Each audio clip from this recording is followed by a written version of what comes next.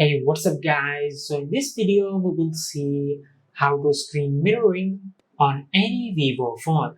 Now, first of all, just make sure that your smartphone and the device you are mirroring your phone screen on are connected to the same Wi-Fi network.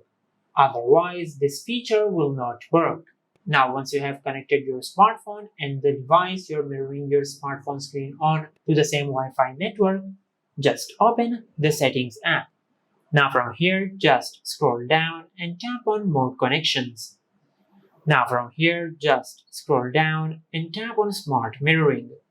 Now from here, just tap on Connect to a mirroring device. Now currently I don't have a TV, but if you have a TV, connect the TV to the same Wi-Fi network as your smartphone.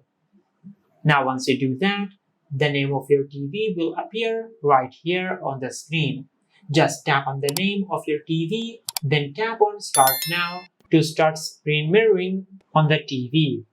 And this is how to start screen mirroring on any Vivo phone. If you found this video helpful, please like the video and subscribe to our channel and hit the bell icon to get notified when we upload a new video.